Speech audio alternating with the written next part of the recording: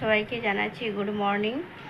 আর এখন বাজে 9টা বাজতে 10 মিনিট বাকি আছে।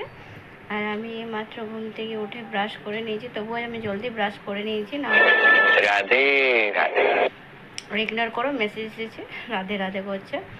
আর সবাইকে জানাচ্ছি গুড মর্নিং। জানি না আমি গুড মর্নিং কতবার বললাম, যে দুবার হয়ে গেছে, তো তোমরা বলে দেবে গুড মর্নিং। তোমরা সবাই কেমন আছো কমেন্টে নিশ্চয়ই জানাবে যে কেমন আছো। আর তোমরা আমার কন্টিনিউ ব্লগটা দেখতে থাকো দিনভর। আর যদি আমার ব্লগটা ভালো লেগে থাকে তাহলে সাবস্ক্রাইব করবে, শেয়ার লাইক অবশ্যই করবে। আর আমি চলো ঝটপট করে কাজ করে নিই, কাজ করতে এখন বাকি আছে। আর আমি দেখো মেহেদি লাগিয়েছি এবং লাভলি লাগাই দিয়েছি কালকে মেহেন্দিটা, এদিকে লাগাইনি এদিকে লাগিয়েছি। আমি বেরোনি করে নিয়েছি চুলটা, চুল টুল কিছু আঁচড়িনি, শুধু ব্রাশ করে। দেখো আমি কানের ইয়ারিংগুলো খুলে দিয়েছি, এই ইয়ারিংগুলো মানে খুলে দিয়েছি। সেদিন আমার এক্সাম ছিল, তো আমি খুলে যাইনি ঘর থেকে। আমি মনে মনে করছিলাম যে খুলে যাব, কিন্তু আমি খুলতে পারছিলাম না, তো ওখানে খুলে দিয়েছি। তো আমি পরিনি ইয়ারিংগুলো।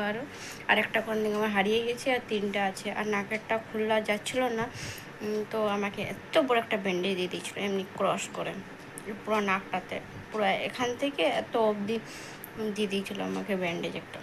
তো চলো আমি কাজগুলো করে নিই ঝটপট করে, তারপরে আমি আবার দেখাচ্ছি। আর আমি আজ একটা স্পেশাল রান্না করব, তো তোমরা দেখতে থাকো যে আমি কী রান্না করব। আমি কাজগুলো করে নিই ঝটপট করে, তারপরে কচু পাতা দিয়ে রান্না করবো। না না বলবো না, তোমরা দেখতে থাকো যে আমি কী রান্না করবো।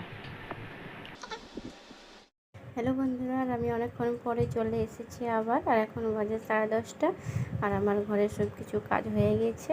আর আমি এখন নাস্তা করছি, রুটি আছে, সয়াবিনের আমার ফেভারিট তরকারি অল টাইম। আমার সয়াবিন খেতে অনেক ভালো লাগে।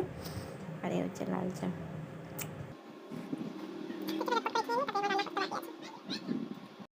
আমাদের ছাদে ধান গাছ, মা ধান লাগিয়েছিল, তো ধান হয়ে গেছে, যেটা দ্বিতীয় ছাটের সময় আমাদের লাগবে, ওই জন্য মা লাগিয়েছে।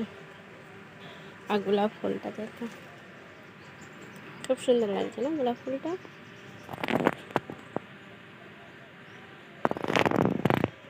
এই ফুলটা দেখো গাইস, জানি না এটা কি ফুল। এই হচ্ছে একটা বেগুন ধরেছে আমাদের ছাদে না, যেখানে সেখানে গাছ হয়ে গেছে। আমি আরো দেখাচ্ছি,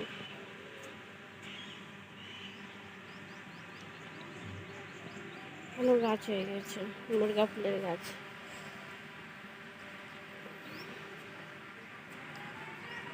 দুটো ফুল ফুটে, একটা লাল, এদিকে লাল আছে একটা, একটা সাদা আছে, ফ্যাক্টরি।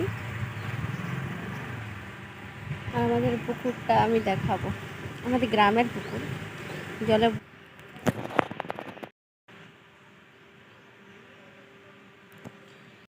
আর এই হচ্ছে একটা গাছ, ফুল গাছ। এটা সন দিয়ে দিয়েছি, হলুদ দিচ্ছি।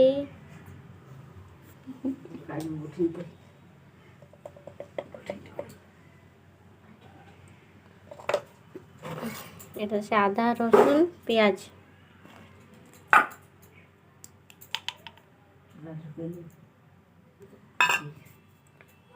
জল দিয়ে ভালো করে মিক্স করছি। এই পাতাটাতে বেসনটা দিয়ে দেবো,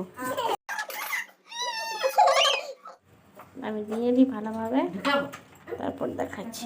বেসনটা আমি ভালোভাবে লাগিয়ে দিয়েছি, এর মধ্যে আমি আর একটা পাতা দিয়ে দেবো। পাতা বাবা গোটা গোটা আনে, যে গোটা গোটা আনতো না তো অনেক ভালো হতো।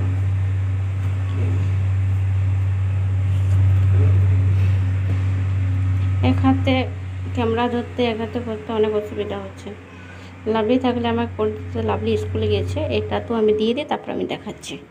তো আমি দেওয়া হয়ে গেছে, এবার আমি আর একটা পাতা দেবো। আমি এটা না উল্টাভাবে দেবো, আমি পাতাটা এটা তো আমি দিয়ে দেবো বেসন। তো চলো আমি দিয়ে নিয়েছি। আমার না বেসনটা মনে হয় অনেক হয়ে গেছে, ঝোল টাইপের, লুজ হয়ে গেছে, দেখি না, জানি না কেমন হবে। তো চলো আমি জলের মধ্যে এটা দিই, আর আমি জলের মধ্যে দিয়ে দিচ্ছি, আর ঢাকা দিয়ে দেবো।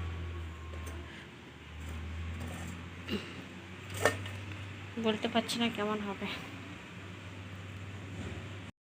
তো হয়ে গেছে, আমি এবার সুতোটা কেটে আর চাকুতে করে কাটবো। এতে করে আমি কাটছি, কেটে নিয়েছি, পরে আমি দেখাচ্ছি। আর আমি এখানে পিস পিস করে কেটে নিয়েছি, খুব সুন্দরভাবে পিস পিস হয়েছে। আমার ভয় লাগছিল যে বেসনটা লুজ হয়ে গেছে, জানি না কেমন হবে।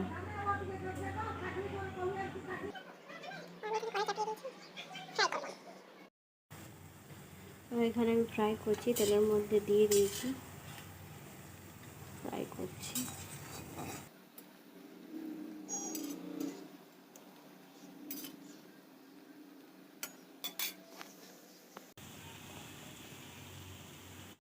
খুব সুন্দর ফ্রাই হয়ে গেছে, মাছের মতো। এখানে কিছু মাছে দিয়েছি। আর এখন বাজে 12টা, আমি এখনো চান করিনি। আর তেলের মধ্যে আমি পেঁয়াজ দিয়ে দিয়েছি, তারপর দেবো টমেটো।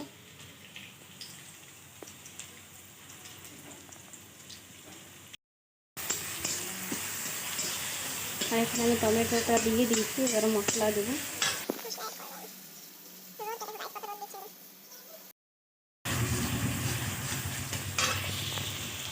মশলাটা আমি ফ্রাই করছি, তারপরে জল দিয়ে দিই, আর এই ফ্রাই করে দিয়ে দেবো।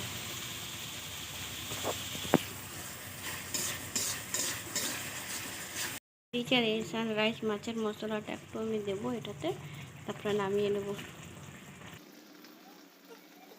আর রান্না হয়ে গেছে, আমি দেখাচ্ছি। এই দেখো, মাছের মতো লাগছে না একদম দেখতে? জানি না কেমন খেতে হবে, কিন্তু ফ্রাই করাটা অনেক ভালো লাগছিল, আমি খেয়ে পরে দেখলাম।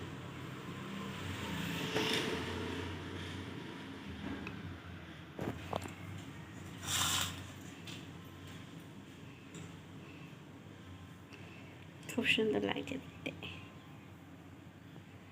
ঢাকা দিয়ে দিই আর চান করব। মনে হয় 12:30 বেজে গেছে, চান করব।